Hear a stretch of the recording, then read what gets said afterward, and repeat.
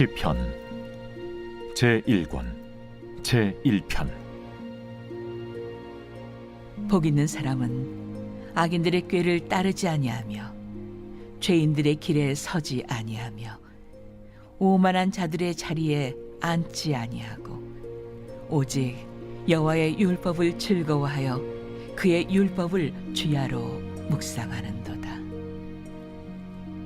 그는 시냇가에 심은 나무가 철을 따라 열매를 맺으며 그 잎사귀가 마르지 아니함 같으니 그가 하는 모든 일이 다 형통하리로다. 악인들은 그렇지 아니하며 오직 바람에 나는 겨와 같도다. 그러므로 악인들은 심판을 견디지 못하며 죄인들이 의인들의 모임에 들지 못하리로다. 무릇 의인들의 길은 여호와께서 인정하시나 악인들의 길은 망하리로다.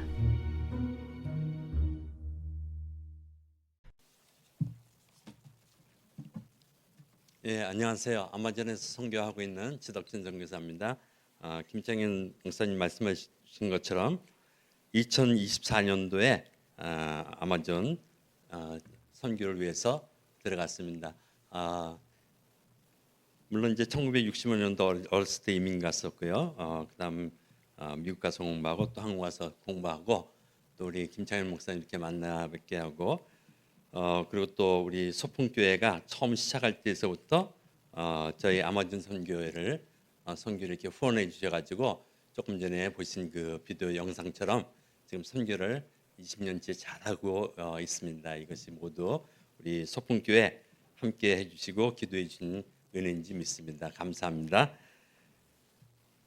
간증보다는 아무래도 제가 지금 마지막에 이 아마존 찾아가는 신학교를 담당하다 보니까는 설교 간증보다는 설교 또 설교보다는 강의라 그럴까요? 약간 좀 강의 설교 비슷하게 시편 1편에 제가 은혜 받은 부분이 있어서 어떻게 보면 이게 보신 것처럼 이 브라질 목사님들도 가시고요. 저도 이제 거의 한 2주나 3주에 한 번씩 배를 타고 거의 하루 정도 갑니다. 가서 거기 있는 도시에 가서 목회자들에게 복음을 전하는데 이 강의를 하는데 이분들이 신학교 나오신 분들이 거의 없습니다. 목사님들은 다 되셨는데 그래서 우리들이 찾아가는 신학교하고 성경 공부를 가르칩니다. 그래서 그것을 이제 이미 브라질 강사님들이 비디오 강의해 주신 것을 이제 들고 가가지고요 펜드라이브에 이렇게 넣어서 가서 비디오 강의를 제가 투터링 해주고 오디오 파일을 이제 놔주고 공부를 이제 시키는 그런 프로젝트입니다. 그래야지만 아마존 곳곳에 또 이것이 이제 전파될 수 있으라고 믿고 복음이 전파되는 큰 일의 프로젝트이기 때문에 또 여태까지 해주셨고 또 계속 해주심으로 말미암아 아마존 방방곳곳에 복음이 아름답게 전파되리라고 믿습니다. 그래서 그 강의해 주신 크리스토파니 목사님인데 이분이 시편 강의를 해주셔가지고 그것을 듣고 제가 은혜 받은 부분을 함께 나누고자 합니다. 이전에는 복 있는 사람이라고 시작하는 시편에 대해서 얘기하기를 굉장히 꺼렸습니다. 왜냐하면 보통 복음 전도할 때 뭔가 너 교회 나오면 복 받아 이렇게 이제 전도를 많이 합니다. 그런데 이 복 받기 위해서 교회 나왔다가 하나님의 은혜로 많은 복을 받고 이제 모든 게 잘 풀리면은 또 건강해지고 사업이 잘 될 때는 좋은데 조금 삐걱거리면은 이게 뭔가 문제가 있다 그래가지고 교회를 안 나오는 사람이 너무 많습니다. 브라질 사람들이. 그래서 이게 잘못됐다 그런데도 그런 생각이 있었는데 작년에 두 가지 사건이 있었습니다. 이 브라질 크리스토파니 목사님이라는 분이 창세기 강의를 해주시면서 거기에 뭐라 그러냐면 모세오경에 복이라는 단어가 160번이나 나오고 창세기에만 93번이 나온다고 그러면서 이 창세기를 복이라는 주제를 가지고 이렇게 계속 풀어나가시는 말씀을 보면서 정말 하나님께서 우리에게 복 주시기 위해서 우리를 창조하셨구나. 오늘 제목이 복 있는 사람으로 창조하신 하나님입니다. 예, 그래서 그리고 또 한 가지 사건은 이 아마존의 목회자 세미나를 제가 2012년서부터 매년 하고 있는데 물론 코비드 때 3년은 못했습니다. 그러다가 작년에 미국의 미션 퍼스펙티브 선교회 지승남 목사님이 오셔가지고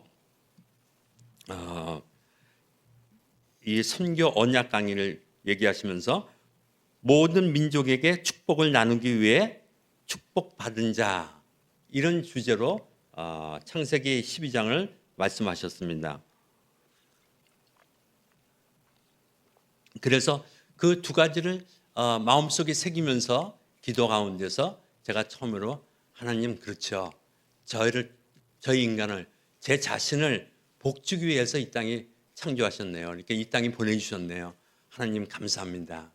그런 마음이 팍 들어가지고 요번에 이 안식년 때 나와서는 이 주제로 함께 말씀 나눠봤으면 좋겠다. 그런 생각이 들어서 시편 1편을 오늘 말씀을 같이 나누기를 바라고요. 다른 거 다 잊어버리셔도 좋은데 오늘 시편 1편에 얘기한 처음 시작한 복 있는 사람은 우리가 복 받은 사람이라는 거. 이게 하나만 확실히 마음속에 확신 가지고 돌아가신다면 정말 가장 큰 은혜를 받고 돌아가는 이 밤이 되기를 간절히 바랍니다. 예, 그래서 이 시편 1편은 굉장히 왜 시편이 150편이나 되는데도 시편 1편을 맨 처음에다 갖다 놨을까? 이거는 이제 시편 강의에 대해서 얘기하시면서 이 시편 1편 구조가 시편 나머지 모든 시편을 설명할 수 있는 구조로 쓰여져 있다는 것을 얘기하면서 또는 시편 1편이야말로 또 나머지 모든 성경과 연관을 가지고 이 시편 1편 구조를 알면은 나머지 모든 성경도 쉽게 이해할 수 있는 구조로 하나님께서 그 많은 시편 가운데서 1편으로 넣으셨다는 것이죠. 그래서 오늘 이 시편 1편을 잠시 우리들이 묵상하면서 어떤 내용들이 어떤 주제들이 시편 1편에 있길래 이 시편 저자가 그 많은 시편 가운데서 시편 1편을 맨 처음에다 놨을까? 이런 것을 이제 좀 생각하기를 바랍니다. 먼저 유대인들은 구약 성경을 세 가지 종류의 책으로 나눕니다. 문학적인 형태라고 볼 수 있죠. 또는 이제 내용이라고 볼 수 있는데 첫 번째는 모세 오경이로서 토라가 있습니다. 그다음에 두 번째는 지혜서인 케투빙이 있습니다. 두 번째는 먼저 그 예언서인 네투빙이 있습니다. 네비잉이 있고요. 세 번째가 케투빙이라고 유대인들은 성경을 세 가지 책이라고 얘기합니다. 우리 신학교에서 배울 때는 주로 구약을 모세오경 율법이 있고 역사서가 있고 그다음에 예언서가 있고 그다음에 지혜서가 있고 묵시록이 있다 그러는데 유대인들은 그렇게 구분하는 게 아니라 세 가지로 구분하죠. 그래서 케투빙 지혜서라고 이렇게 얘기하는데 그 지혜서는 무엇을 하는 책이냐면 하나님께서 우리에게 어떻게 하면 이 세상에 살 때 우리가 행복한 길을 계속 갈 수 있도록 가르쳐 주시는 책이 이 지혜서에 담긴 내용들인 것입니다. 그래서 유대인들은 이 지혜서를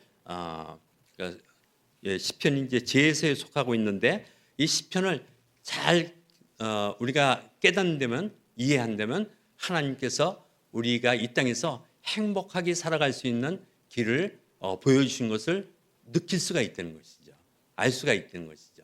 그래서 오늘 저희들이 이 시편을 함께 보기를 바랍니다. 그리고 유대인들은 시편을 두 가지 종류의 시로 나눕니다. 기도의 시, 찬양의 시로 나누죠. 그래서 기도의 시는 테필로트라고 이제 얘기하고요. 또 찬양의 시는 테일림이라고 이렇게 얘기를 합니다. 그리고 오늘 시편 1편은 테일림, 찬양의 시에 속한 시라고 얘기하는데 물론 찬양도 기도로 올리는 찬양입니다. 그래서 이 시편 1편에 우리가 발견해야 될 건 이 내용을 통해서 이 시편 저자는 왜 우리가 하나님을 찬양할 수밖에 없는가? 이것을 시편 1편에 지금 그 내용을 얘기해 주고 있는 것을 우리가 보기를 바랍니다. 이 시편 1편의 수신자, 누구에게 이 시편 1편이 읽혀지고 있는가, 보내졌는가? 이것은 그 당시에 살고 있었던 베두인, 즉 유목민으로 살고 있었던 이스라엘의 백성들에게 보내지는 하나님을 찬양하자고 쓰여진 시입니다. 유목민들은 어떤 생활을 하고 있죠? 그 상황을 보면 이분들이 거의 사막 비슷한 데서, 광야 같은 데서 그 동물들을, 가축들을 이제 데리고 나가가지고 거기서 이제 기르다가 자기 집으로 돌아와야 되는데, 바른 길로 들이쓰지 못하면은 그냥 물이 없는 곳에 이제 발견하지 못하면 오다가 다 죽고 맙니다. 그렇기 때문에 이 유목민들에게는 정로, 바른 길, 내가 물가로 갈 수 있는 그 길 외에는 갔다가는 멸망할 수밖에 없는 것을 너무나도 잘 알고 있기 때문에 이 시편 저자는 하나님께서 우리를 올바른 길로 인도하신다, 이 내용을 지금 이제 의인의 길, 악인의 길로 이렇게 풀이를 해나가고 있습니다. 우리도 이 시편 1편이 왜 중요하냐면, 우리도 인생길을 걸어가는데 우리도 인생길에서 낭피당하지 아니하고 정말 행복한 길을 살기를 원한다면은 이 시편 1편을 읽어야 된다는 것이죠. 시편 1편을 우리가 알게 된다면은 우리는 이 땅에서 행복한 길에 들었을 수 있다고, 그 들었음으로 말미암아 하나님을 찬양하게 된다고, 이것이 지금 시편 저자가 우리에게 주시는 메시지인 것입니다. 그래서 시편 1편은 그 당시 하나님의 백성들에게 인간을 축복해 주시는 하나님이 누구신가를 알려주면서 선과 악에 관한 교훈의 시편으로서 우리 앞에 생명과 축복 또는 사망과 저주를 제시하여 우리가 행복에 이르는 올바른 길을 가도록 인도하시면서 고통과 파멸로 이어지는 길을 피하도록 돕고 있는 하나님이 계시는데, 이 하나님을 우리가 같이 찬양하자. 그래서 이것이 찬양시라는 것입니다. 이것을 전체적인 요약을 보면 간단하게 1절과 2절에서는 의인의 길과 악인의 길을 걷는 자들이 삶이 어떤 삶인가를 얘기하고, 3절과 4절은 이들이 시냇가에 심은 나무와 바람에 흩날리는 집으로 의인과 악인을 표현하면서 그들이 삶의 그 결과는 어땠고, 또 마지막에 종말에 가서는 5절과 6절에 악인과 의인의 길을 결반을 보여주는 것이 시편 1편인 것입니다. 그래서 우리들이 시편 1편을 좀 보기를 바라는데요.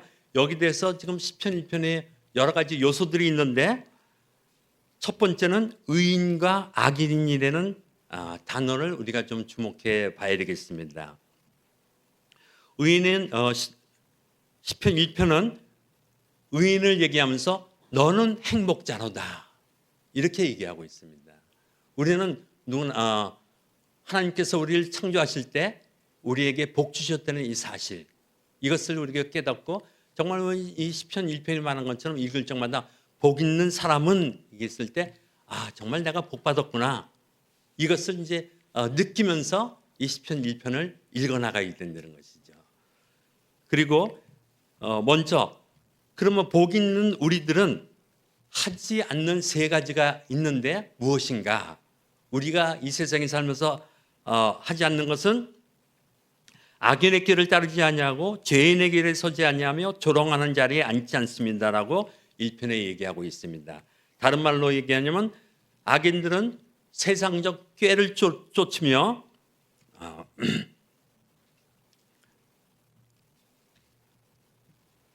자신들이 그 죄를 짓는 길에 서고 자기 도치의 자리에 앉아 있는 자들이라는 것이죠.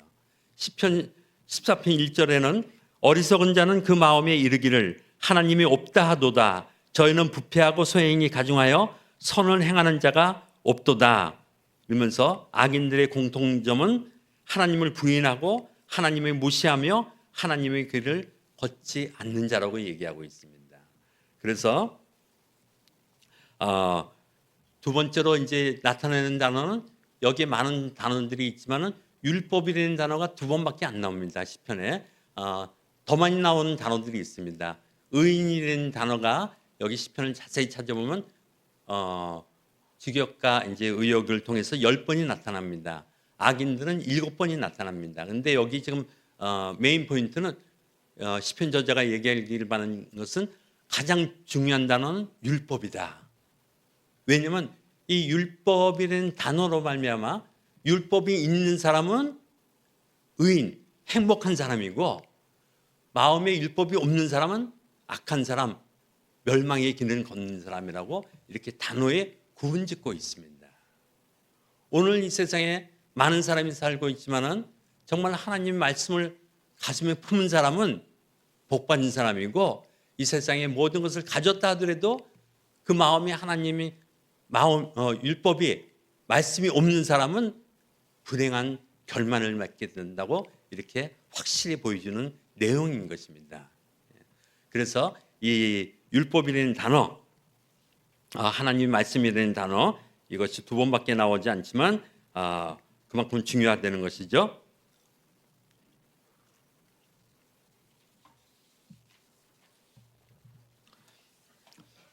그래서 제가 이 시편 그 1편 크리스토프 안예 목사님의 요약을 하면서 이렇게 정리를 했습니다. 바른 길로 가며 의인의 길을 따라 직진하십시오. 방향을 잊지 마십시오. 왜냐하면 성경에서 말하는 죄인은 길을 잃은 사람, 하나님에게서 멀어진 사람, 하나님의 뜻을 떠난 사람이기 때문입니다. 이것이 시편 전체를 관통하는 비유입니다. 이렇게 시편 1편 내용을 간략하게 말씀해 주셨습니다. 두 번째 소절에 와서요. 오직 여호와의 율법을 즐거워하여 그 율법을 주야로 묵상하는 자로다 이렇게 했는데 오직에 대한 소리를 현대인의 성경에서는 이렇게 번역을 해놨습니다. 먼저 그의 즐거움은 주의 율법과 그의 훈계를 즐겨함이니라. 그래서 그 자신의 하루를 시작하면서 자신의 그 인생 가운데서 내가 가장 즐거워했던 그 순간순간이 어디에 기초를 하고 있는가, 이것을 한번 묵상해 보려는 것입니다. 내가 이 세상을 살아가면서 가장 기뻐했던 데가 언제인가, 내가 이 세상을 살면서 가장 행복했던 데가 언제인가. 그러면서 시편 저자는 복받은 사람은 하나님의 말씀으로 인하여 그 모든 기쁨이 있었다는 것이죠. 나의 모든 기쁨과 즐거움이 나의 노력에 의한 것이 아니라 하나님께서 나에게 베풀어 주신 은혜였구나. 이것을 묵상하는 자가 진짜 복된 자요 행복한 자라고 이렇게 풀이를 해볼 수가 있습니다.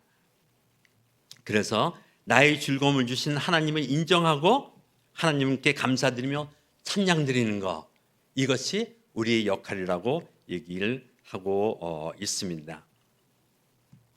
그리고 이제 우리들이 이 성경적으로 이제 조금 더 깊숙이 본다면요, 여기 시편 그 율법이라고 얘기하고 있는데 이것을 이제 우리가 헬라어 히브리어를 좀 풀이할 때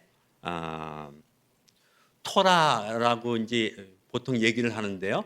토라라기보다는 지금 아까 말씀드린 것처럼 이 시편은 그 세 가지 책 중에 어디에 속한다 그랬죠? 지혜서에 속한다고 아까 제가 말씀드렸잖아요. 근데 지혜서로 볼 때는 그 하나님의 계명보다는 하나님의 훈계다, 하나님의 지시다, 이렇게 풀이를 할 수가 있습니다. 그래서 왜 이렇게 보는 관점이 중요하냐면 지금 이 시편에 나와 있는 이 내용들은 이것을 어기면은 내가 엄한 벌을 받는다, 그런 내용보다는 여기에 대해서 어떤 내가 혹시 이 길을 가다가 실패하더라도 하나님께서 나를 다시 이끌어 주신다는, 바른 길로 이끌어 주신다는 그런 인생의 유도리라 그럴까요? 그런 그 하나님의 관용을 보여주는 내용이라고 봐야 된다는 것이죠. 그래서 시편 1편은 이제 우리가 읽으면서 율법이다 그럴 때 그런 어떤 정말 이 말씀을 안 따르면 큰일 난다는 그런 두려움보다는 이 말씀을 통해서 내가 인생길을 가다가 혹시 헛발을 뒤져서 쓰러지더라도 나를 다시 이끌어 주시는 그 관용의 하나님, 자비를 베풀어 주신 그런 하나님을 생각하라는 것이죠. 그래서 하나님의 계명은 엄격성을 말하지만 하나님의 훈계나 지시는 하나님을 섬길 때 두려운 대상으로서의 하나님이 아니라 관용을 베푸시는 하나님을 보여주며 속박이 아니라 하나님의 보호를 보여준다고 이렇게 주석가들은 표현을 하고 있습니다. 그렇다면 여기서 우리들을 의의 길로, 축복의 길로 인도해 주시는 분은 누구십니까? 여기서 의인의 길로 인도하시는 분, 옳은 길로 인도하시는 분은 하나님입니다. 그렇기 때문에 우리는 길에는 무리를 쫓지 않고 목적 없는 사람들을 쫓아가지 않습니다. 즉 시편에서는 우리가 하나님이 허락하신 의인의 길을 가다가 실수하여도 다시금 정로를 걷도록 계속 인도해 주시는 하나님의 이미지를 보여주시는 것이 이 시편 1편의 이미지라는 것이죠.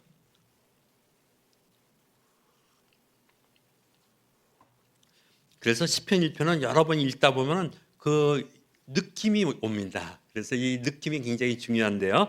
이 3절도 여기에 지금 뭐라고 얘기합니까? 저는 시냇가에 심은 나무가 시절을 쫓아 과실을 맺으며 그 잎사귀가 마르지 않냐 같으니 그 행사가 다 형통하리로다. 그래서 시편 기자는 의로운 사람들은 하나님께 축복받아서 그 인생이 시냇가에 심은 나무처럼 항상 그 가지가 푸르르고 열매가 맺고 모든 것이 잘 되는 청통되는 축복을 받는다고 이렇게 얘기를 하고 있습니다. 근데 여기 보면 심은 나무라고 얘기하고 있습니다. 심은 나무라는 것은 누가 다른 데에서 나무를 갖다가 시냇가에다가 심어놨다는 것입니다. 그래서 우리가 인생을 살다가 우리가 잘 나가는 그런 순간에 우리가 더욱 하나님께 감사해야 되는 것은 우리가 그렇게 하나님께 축복받는 길에 들었을 수 있도록, 즉 예수 그리스도를 만날 수 있는 그 길에 우리를 갖다 놓으신 분이 하나님이시는 것입니다. 그래서 이 심은 나무, 심은 자는 하나님이시라는 것을 우리가 여기서 또 생각을 해볼 수가 있습니다. 이사야서 60장 21절에도 내 백성이 다 의롭게 되어 영원히 땅을 차지하리니 그들은 내가 심은 가지요 내가 손으로 만든 것으로서 나의 영광을 나타낼 것인 쭉 이렇게 얘기하고 있습니다. 하나님께서 심은 나무, 청통한 나무들을 통해서 무엇을 받게 된다고요? 하나님께서 영광을 받게 되리라고 얘기하고 있습니다. 반면 악인은 바람이 나는 겨와 같다고 얘기하고 있습니다. 근데 여기서 흥미로운 단어는요, 이 바람이라는 단어가 루아라고 얘기하는데 영이라고 이렇게 번역을 하죠. 그래서 이 영과 바람은 모두 다 각자 방향이 있습니다. 근데 의인들은 하나님께서 성령의 영으로 인도하시기 때문에 성령의 열매를 맺게 됩니다. 갈라디아서 5장 22절에서 23절에 보시면요, 의인들이 오직 성령의 열매는 사랑과 희락과 화평과 오래 참음과 자비와 양성과 충성과 온유와 절제니 이 같은 것을 금지할 법이 없느니라. 우리가 이 세상을 살아가면서 이러한 열매들을 맺게 되는 것, 이것이 우리는 다 하나님의 은혜인지를 압니다. 여기 지금 얘기하신 것은 오직 성령의 은혜라고 열매라고 얘기하고 있습니다. 성령님께서 함께 하시는 그 시냇가에 심은 나무가 될 때 거기에 성령의 열매가 맺히게 되는데 이 9가지 성령의 열매가 맺히게 됩니다. 간혹 우리는 이런 그 9가지 성령의 열매가 나에게 있을 때 내가 정말 오래 참다 보니까 나에게 인내심도 생기고 오래 참는 마음도 생기고 그렇지 뭐 내가 좀 베풀다 보니까 나에게 좀 자비로운 마음도 생기는 것 같아. 그런데 만일에 이것이 나의 노력으로 인해서 생겨졌다면 큰 문제입니다. 왜냐하면 여기에 보면 이게 성령의 열매지 나의 노력의 열매가 아니라고 얘기하고 있습니다. 그래서 우리는 정말 이 축복받은 사람이 되면 이 9가지 열매가 정말 나의 생활에서 일어나고 있는가, 이것을 우리는 체크업을 해야 됩니다. 그리고 하나님께 간구를 해야 됩니다. 성령님께 간구하면서 성령님, 내가 정말 축복받은 자라면 이 성령님이 9가지 열매가 나의 생활에 나타나야 되는데 이 열매를 맺도록 하나님 축복해 주세요. 나를 도와주세요. 그래서 나에게 있는 이 좋은 이런 영령들을, 인품들을 내가 노력해서 얻은 것이 아니라 성령님이 은혜로 말미암아 나에게 주어졌구나. 그렇게 감사 찬양하는 우리가 되기를 바랍니다.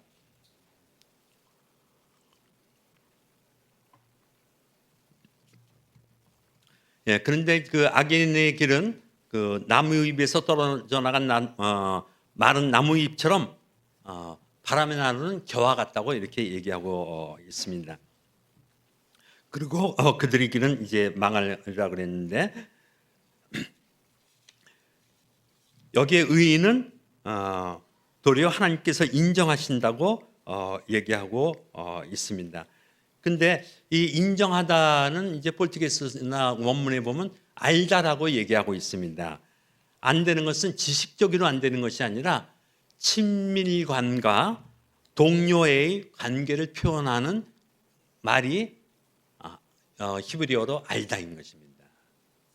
즉 우리가 하나님을 지식적으로 아는 것이 아니라 체험적으로 안 되는 것이죠.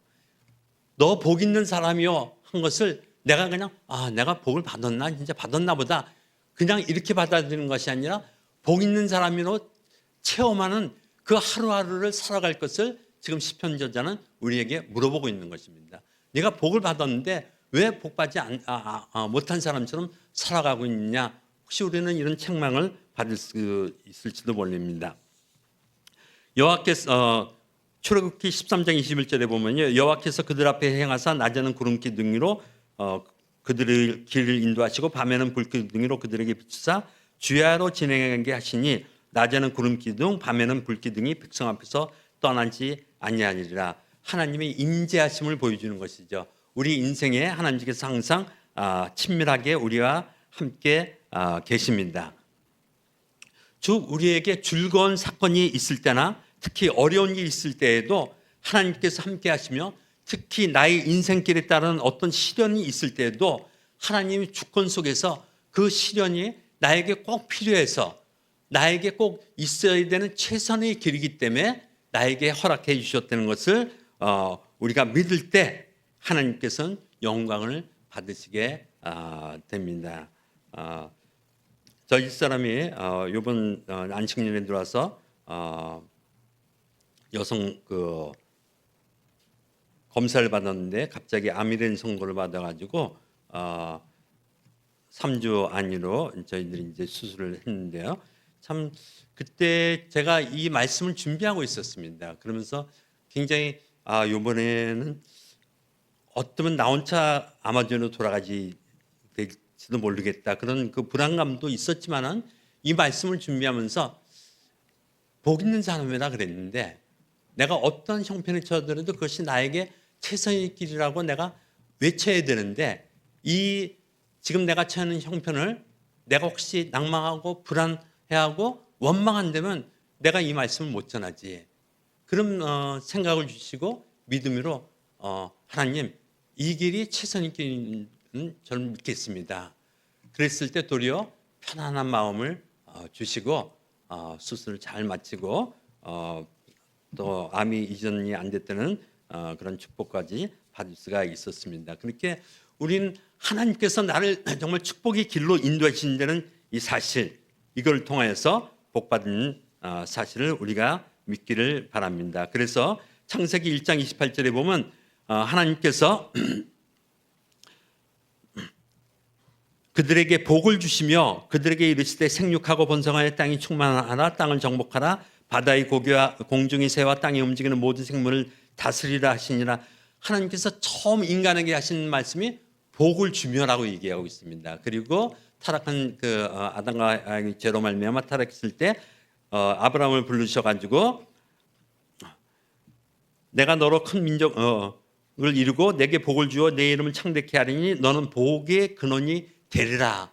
그래서 이 복의 근원이 되는 이 사실을 갈라디아서 3장 14절에 와서는 이는 그리스도 예수 안에서 아브라함의 복이 이방인에게 미치게 하고 또 우리로 하여금 믿음으로 말미암아 성령의 약속을 받게 하려 함이니라. 그 아브라함의 축복이 우리에게 어떻게 임한다고요? 예수 그리스도를 믿게 하시고 예수 그리스도를 믿을 때 아브라함에게 하신 그 축복이 나에게 임했다는 것입니다. 그래서 신약에 와서는 진정한 축복이 무엇인지를 얘기하고 있는데요. 예수 그리스도의 심을 소개합니다. 에베소서 1장 3절에 보시면 찬송하리로다 하나님 곧 우리 주 예수 그리스도의 아버지께서 그리스도 안에서 하늘에 속한 모든 신령한 복을 우리에게 주셨다고 약속하시고요. 골로새서 2장 3절에 보면 그 안에는 모든 지혜와 지식의 모든 보화가 감춰져 있다고 선언합니다. 그래서 제가 이것을 이렇게 좀 바꿔봤습니다. 즉 예수님 안에는 세상에서 축복받고 행복하게 살 수 있는 모든 지혜와 지식과 보화가 감춰져 있다고 성경은 우리에게 선언하고 있습니다. 우리는 복받은 사람입니다. 하나님께서 선언하셨습니다. 이것을 믿고 정말 나는 행복한 사람이야. 하나님께서 나의 모든 길마다 함께 하시는 그런 축복이 나에게 있어. 그래서 나를 행복자로 느끼고 살 것인가? 아니, 무슨 나에게 복이 있다고 하나님 말씀이 나에게 별로 임한 것 같지도 않은데 불행하게 산다면 그것은 각자의 선택에 의해서 불행해지는 것이지 하나님께서는 처음서부터 우리를 축복자로 만드셨다는 사실인 것입니다. 아까 그 이사야서 60장 21절에 말씀하신 것처럼 나를 축복해 주시는 이유가 무엇입니까?